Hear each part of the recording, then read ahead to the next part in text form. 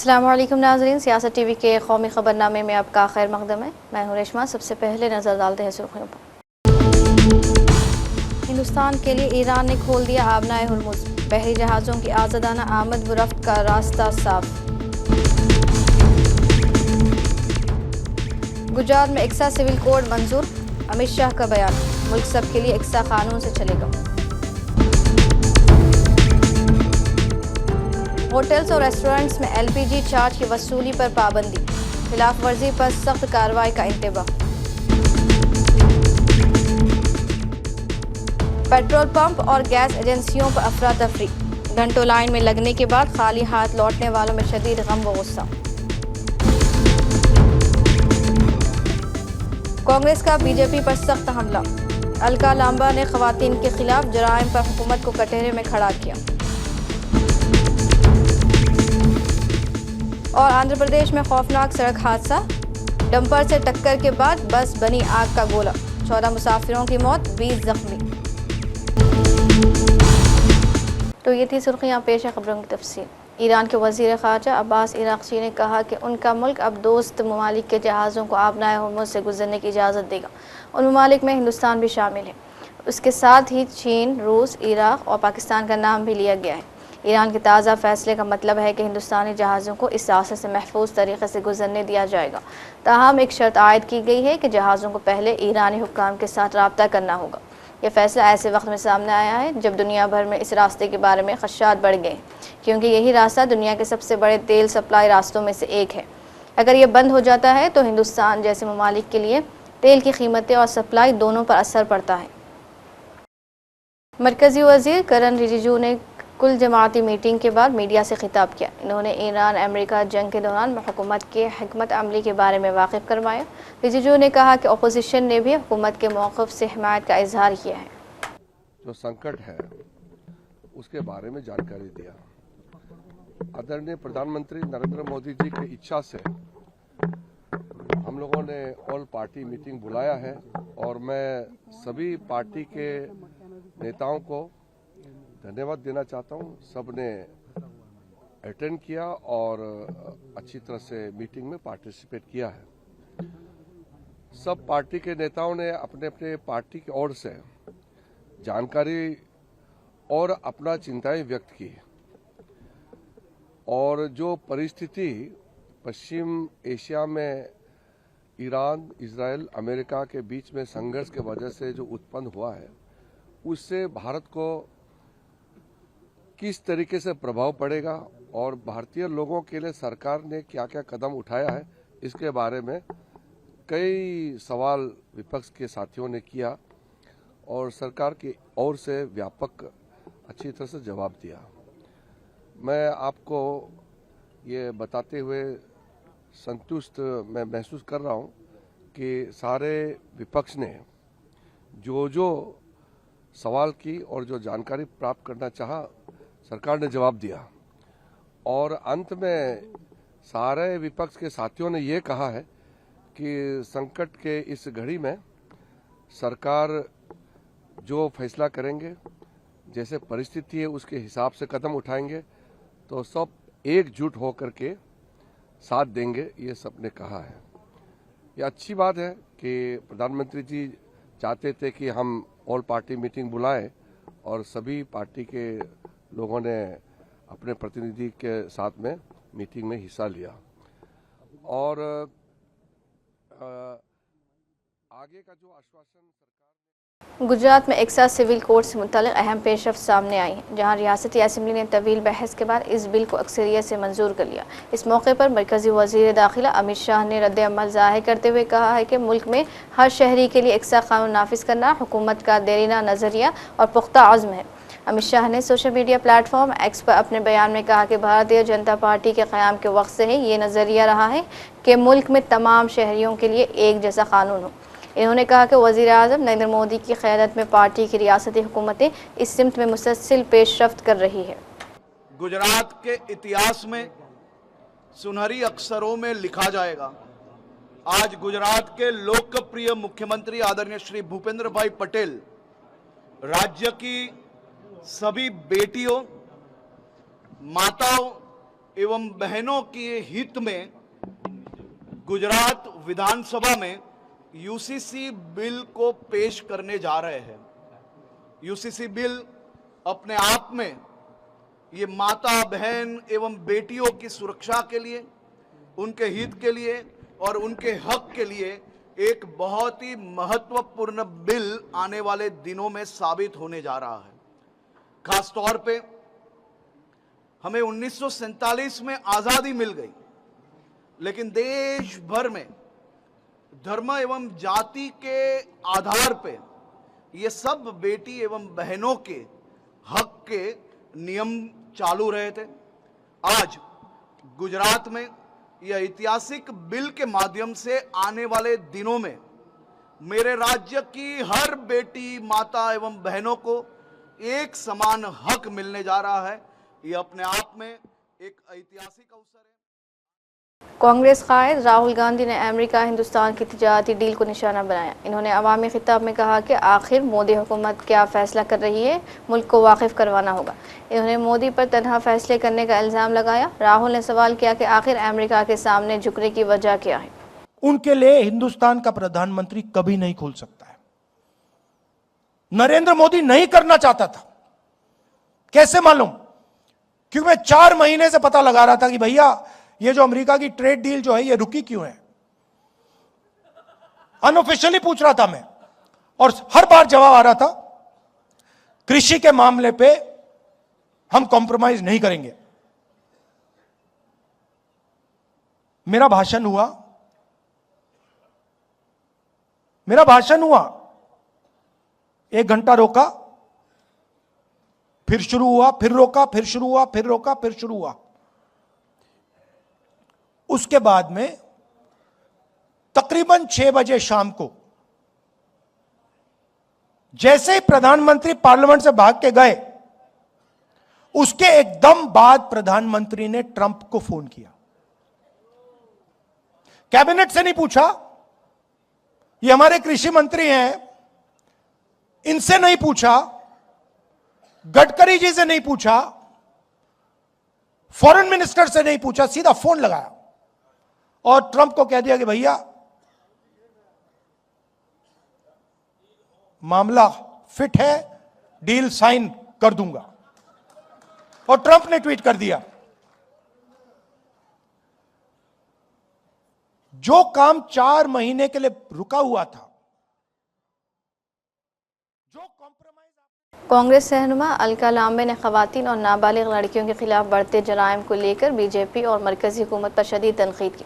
उन्होंने कहा कि मुल्क के मुख्तलिफ हिस्सों में पेश आने वाले वाक़यात एक ख़तरनाक रुझान की तरफ इशारा करते हैं और हुकूमत की खामोशी कई सवालात को जन्म देती है। उन्होंने दावा किया कि गोवा में एक मामला सामने आया है जिसमें एक मुकामी बीजेपी रहनुमा के बेटे पर नाबालिग लड़कियों के साथ जिनसी इस्तेहसाल और ब्लैकमेलिंग के संगीन इल्ज़ामात लगे हैं। खबर मिलती है कि प्रज्वल रेवन्ना कांड 2 हो गया है। मुझे समझ नहीं आई प्रज्वल रेवन्ना कांड 2 क्या हुआ है। तो पता चलता है कि गोवा जहां भाजपा की डबल इंजन की सरकार है, उस डबल इंजन की सरकार में भाजपा के पार्षद हैं सुशांत नायक, उनके बेटे जिनकी उम्र 20 साल है, सोहम सुशांत नायक, उसने लगभग 20 से 30 बच्चियां जो नाबालिग बच्चियां हैं उनका बलात्कार, सामूहिक बलात्कार, यौन उत्पीड़न किया, उनकी वीडियो फोटो बनाई, उन्हें वायरल करता रहा और ये काम वो पिछले 3 साल से लगातार कर रहा था। पार्षद पिता चुप था, भाजपा की पूरी राज्य की सरकार चुप थी। उसी राज्य से दिल्ली में सांसद जो बने, पूरी सांसद दिल्ली की सरकार भाजपा की खामोश थी और ये कांड होता रहा। जब नाबालिग बच्चियों की तरफ से, परिवार की तरफ से शिकायत की गई तो खुलासा हुआ कि कुर्चिरम जो साउथ गोवा की ये जगह है, यहाँ ये कांड हो रहा था, 3 सालों से हो रहा था। लेकिन ये कहना कि पुलिस को, समाज को, पार्षद को, विधायक को, सरकार को, मुख्यमंत्री को कुछ पता नहीं था, ये 2 बच्चियों के आने से पता लगा कि 2 नहीं 30 बच्ची नाबालिग बच्चियों के साथ लगातार भाजपा का नेता का ये बेटा ये कांड कर रहा था। अब जाकर एफआईआर होती है और लोग जब सड़कों पर उतरे तो protection of children from sexual offence में उस पे मामला दर्ज होता है। तो ये मैं आपको दिखा रही हूँ। और उससे पहले हम देख रहे थे कि महाराष्ट्र में ही जो अशोक का कोई महिला आयोग की चेयरमैन तक शामिल थी। आप देखिए महिला आयोग के पद पर महाराष्ट्र में कौन बैठा था जो एक मरकजी हुकूमत ने होटल्स और रेस्टोरेंट्स में सार्फिन से इजाफी LPG चार्ज या इससे मिलते जुलते दीगर नामों से रकम वसूल करने के रुझान पर सख्त कदम उठाते हुए इस पर फौरी पाबंदी आयद कर दी है। हुकूमत ने वाज़ेह किया है कि इस तरह के चार्जेस न सिर्फ गैर शिफाफ है बल्कि सार्फिन के हकूक़ के भी खिलाफ है, इसलिए इन पर सख्ती से रोक लगाई जा रही है। सारिफ उमूर, खुराक और अवामी तकसीम की वजारत की जानिब से जारी बयान में कहा गया है कि मरकज़ी सारिफ तहफ़्फ़ुज़ अथॉरिटी ने इन मामलात का संजीदगी से नोटिस लिया है। जहां होटल और रेस्टोरेंट्स अपने बिलों में LPG फीस, गैस चार्ज या ईंधन लागत जैसे इजाफी चार्ज शामिल कर रहे थे, अथॉरिटी ने इस अमल को सारिफ तहफ़्फ़ुज़ कानून के तहत गैर मुनसिफ़ाना तिजारती रवैया करार दिया है। मशरिक़ वस्ता में जारी कशीदगी में मुसलसल इजाफा और बहरान के जल्द ख़त्म ना होने के अंदेशों के दरमियान मुल्क के मुख्तलिफ़ हिस्सों में पेट्रोल की किल्लत और LPG की कमी की खबरों से अफरा तफरी मची हुई है। गुज़श्ता 24 घंटों से मुसलसल पेट्रोल पंपों पर लंबी कतारों की वीडियो सामने आ रही हैं, जिसके बाद महाराष्ट्र के जालना में इंतज़ामिया ने बड़ा कदम उठाते हुए अशिया ज़रूरिया कानून 1955 के तहत खुसूसी अहकाम जारी किए। वहीं उत्तर प्रदेश के कई अज़ला में पेट्रोल, डीजल और LPG के लिए मारा मारी मची हुई है। गैस सिलेंडर्स की किल्लत और कीमतों में इजाफे के खिलाफ मुख्तलिफ रियासतों में ख़वातीन ने मोदी हुकूमत को तनक़ीद का निशाना बनाया। ख़वातीन ने इल्ज़ाम लगाया कि एक सिलेंडर की कीमत ब्लैक मार्केट में 7,000 वसूल की जा रही है। आखिर हम गरीब ज़िंदगी कैसे बसर करें? बाज़ ख़वातीन ने अपनी बेबसी पर रोना शुरू कर दिया।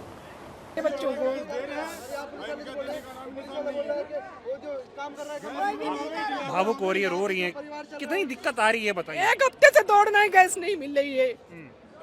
क्या खिलाएंगे बच्चों को? क्या आदमी कमाएंगे? ड्यूटी करेंगे, गैस भरवाएंगे। 7,000 का सिलेंडर है, क्या करेगा आदमी? और यहाँ ये बताया जा रहा है कि सिर्फ लोगों को परेशान किया जा रहा है, कोई दिक्कत नहीं हो रही है। एक हफ्ते से दौड़ रही हूँ सर, गैस नहीं मिल रहा है, क्या करेंगे बताइए? बच्चों को कहाँ से बाहर से कैसे, वही पराठा 20 का देता है, वही 40 का दे रहा है, क्या खिलाएंगे? हम जब कमा नहीं पाएंगे तो क्या खिलाएंगे बच्चों को? कितने दिनों से खाना नहीं बन पा रहा? आज हो गए 5-6 दिन हम गैस नहीं जलाए हैं। जब पैसा नहीं कमा पाएंगे, यही लाइन लगाएंगे तो हम क्या खिलाएंगे बच्चों को? तो कैसे खाना कैसे खा रहे हैं फिर? ऐसे एक टाइम कहीं होटल से आ जाता है, एक बार बच्चों को खिला देते हैं, हम लोग ऐसे ही काम चला लेते हैं।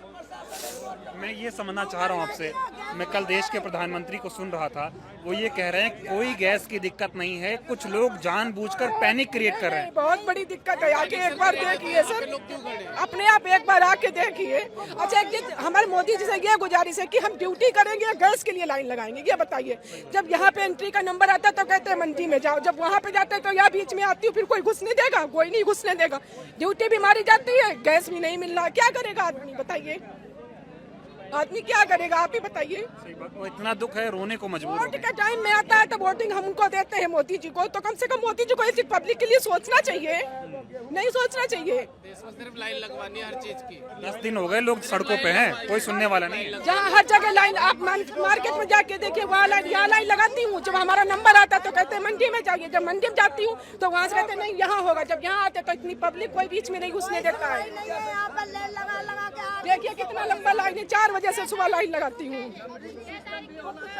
ये हाल है देश में, लेकिन सुनने वाला कोई नहीं है। कोई नहीं सुनने वाला, ना कोई सुना ना सुनेगा। खाली वोटिंग के लिए चाहिए सबको। हम लोग तुमको प्रधानमंत्री बनाए, पब्लिक से ही बने, तो कम से कम पब्लिक की तो मदद करनी चाहिए तुमको। मारूफ गुलकार जुबेन गिर्ग की मौत के मामले में सिंगापुर की अदालत ने कहा है कि उनकी मौत में किसी किस्म की कोई साजिश शामिल नहीं। अदालत के मुताबिक गिर्ग ने खुद ही समंदर में तैराकी का फैसला किया था और उन्हें किसी ने पानी में धक्का नहीं दिया। तहकीकात में ये बात सामने आई कि वाक़े के दिन गिर्ग ने शराब नोशी कर रखी थी। सिंगापुर अदालत के मुताबिक जुबेन गिर्ग ने पहली बार लाइफ जैकेट पहनकर तैराकी की, लेकिन दूसरी बार जैकेट पहनने से इनकार कर दिया। इसी दौरान वो पानी में बेबस हो गए और बाद में अस्पताल में उनका इंतकाल हो गया। पोस्टमार्टम में मौत की वजह डूबना ही पाई गई। आंध्र प्रदेश के प्रकाशम ज़िले में जुमेरात की सुबह एक खौफनाक सड़क हादसे ने पूरे इलाके को हिला कर रख दिया। रायवरम के करीब एक प्राइवेट बस और डंपर के दरमियान भयानक टक्कर हो गई, जिसके बाद बस में आग लग गई। देखते ही देखते आग इतनी तेज़ी से फैली कि कई मुसाफिर बस के अंदर ही फंस गए और बाहर निकलने का मौका तक नहीं मिल सका। इस अलमनाक हादसे में तकरीबन 14 मुसाफिरों की मौत हो गई, जबकि तकरीबन 20 अफराद शदीद ज़ख्मी हो गए। हादसे के बाद मौके वारदात पर कोहराम मच गया और आसपास के लोगों ने फौरी तौर पर बचाव और इमदादी कार्रवाइयाँ शुरू कर दी। इंतज़ामिया और फायर ब्रिगेड की टीमों ने जाए वक़ूफ़ पर पहुंचकर आग बुझाने और ज़ख्मियों को अस्पताल पहुंचाने का काम किया। सूरत के सनती इलाके के सनतकारों ने एक बार फिर इंसानी हमदर्दी के तहत मजदूरों के अखराज को रोकने के लिए कदम उठाया। सूरत के GIDC से भागने वाले मजदूरों को रोकने के लिए ताजिरों ने मुफ्त खाना फराहम करना शुरू कर दिया है। मजदूरों का कहना है कि वो खुराक की कमी की वजह से अपने गाँव वापस जा रहे थे, लेकिन अब मुफ्त खाना मिलने से वो रुक गए हैं। बनाएगा तो अभी फ्री का खाना मिल रहा है, सेठ लोग दे रहे हैं, उसके बाद से ना खाएंगे रहेंगे। नहीं जाएंगे गांव। अभी गांव जाने वाले थे? गांव जाने वाला था। अच्छा, हाँ। तो अब भोजन मिल रहा है तो नहीं जाएंगे, नहीं जाएंगे। हाँ। तो क्या काम करते हैं आप? हम यहाँ सिक्योरिटी में काम करता हूँ। न्यूज के माध्यम से बताना चाहते हैं कि मिडिल ईस्ट में चल रहे युद्ध में जो हालत खड़ा हुआ है कि लोगों को गैस सप्लाई पूरे देश में नहीं मिल पा रही है, न कि भारत में बल्कि पूरे विश्व में। उस परिस्थिति में जिस तरह से प्रधानमंत्री जी ने बोला है कि हमारे साथ कोरोना ऐसा हालात हो सकता है, तो हम प्रधानमंत्री जी के साथ हैं। जो श्रमिक यहाँ पे काम कर रहे हैं सूरत के अंदर पांडेसरा GIDC में, जितने भी मिलें हैं, व्यापार चलता रहे, उनके श्रमिकों की जो व्यवस्था की जाए खाने की, उसका एक जिम्मेदारी हम लोगों ने लिया है। यहाँ पर निःशुल्क भोजन हम खिला रहे हैं और उनसे आग्रह कर रहे हैं कि आप GIDC ना छोड़ें। आने वाला समय जो भी होगा हम लड़ेंगे और ये परिस्थिति अभी एक दूसरे का सहकार का है और एक दूसरे को समझाने की है। पैनिक की स्थिति ना खड़ा करें। हम लोग पूरे देश के नागरिक, हम सब युवा प्रधानमंत्री आदरणीय श्री नरेंद्र मोदी जी के साथ में हैं और आने वाले समय भी उनका साथ देंगे। बस इसी आग्रह से हम सभी जितने भी उद्योगपति हैं, जितने भी समाज सेवी संस्थाएं हैं, उनसे भी आग्रह करते हैं कि जहां पर भी रहें वहां पे निःशुल्क भोजन प्रोवाइड करें। उसी माध्यम से हम लोगों ने आज अन्नपूर्णा माते के नाम से ये जो वैश्विक परिस्थिति बनी है, उस परिस्थिति को देखते हुए जो देश के ऊपर संकट गैस का आया है, हाल ही में आपने सुना होगा प्रधानमंत्री जी ने भी कहा कि समय वो कोविड का जैसी परिस्थिति बनने वाली है, उसको देखते हुए हम लोगों ने जो धरातल पे देखा, हमारा शहर औद्योगिक शहर है, यहाँ बाहर से प्रवासी श्रमिक बहुत आते हैं और उन श्रमिकों को गैस की बड़ी किल्लत पड़ी।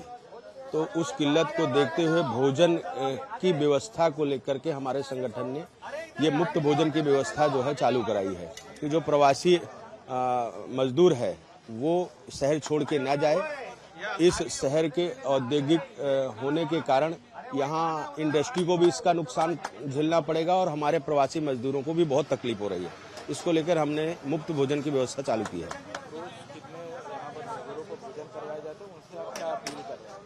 मैं सभी से यही अपील कर रहा हूँ कि भोजन को लेकर के कोई शहर ना छोड़े। आप आए हैं इतनी मेहनत से, हजारों किलोमीटर से, तो यहाँ आपके लिए भोजन की व्यवस्था हमने चालू कराई है। इसके आगे भी और स्थानों में भी हिंदुस्तानी रेलवे ने वंदे भारत एक्सप्रेस में खाने के मेयार के हवाले से बड़ी कार्रवाई की है। रेलवे ने अपनी ही company Indian railway catering and tourism corporation पर 10 लाख रुपए का जुर्माना आयद किया है। ये कार्रवाई पटना से टाटा नगर जाने वाली वंदे भारत एक्सप्रेस में खाने के मेयार से मुतालिक मिलने वाली शिकायत के बाद की गई है। रिपोर्ट्स के मुताबिक वंदे भारत एक्सप्रेस में एक मुसाफिर ने खाने के मेयार के हवाले से शिकायत दर्ज कराई थी। रेलवे ने इस शिकायत को संजीदगी से लिया और तहकीकात के बाद कार्रवाई की गई। रेलवे ने IRCTC पर 10 लाख रुपए का जुर्माना आयद किया है। इसके अलावा मुतालिका सर्विस प्रोवाइडर पर 50 लाख रुपए का जुर्माना लगाया गया है। साथ ही इस कंपनी का मुआहदा ख़त्म करने के अहकामात भी जारी कर दिए गए। और आखिर में सुर्खियों पर एक और नज़र। हिंदुस्तान के लिए ईरान ने खोल दिया आबनाए हुर्मुज़, बहरी जहाज़ों की आज़ादाना आमद व रफ्त का रास्ता साफ।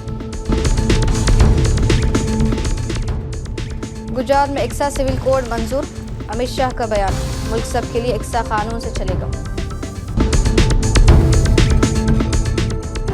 होटल्स और रेस्टोरेंट्स में LPG चार्ज की वसूली पर पाबंदी, खिलाफ वर्जी पर सख्त कार्रवाई का इंतबाह। पेट्रोल पंप और गैस एजेंसियों पर अफरा तफरी, घंटों लाइन में लगने के बाद खाली हाथ लौटने वालों में शदीद गम व गुस्सा।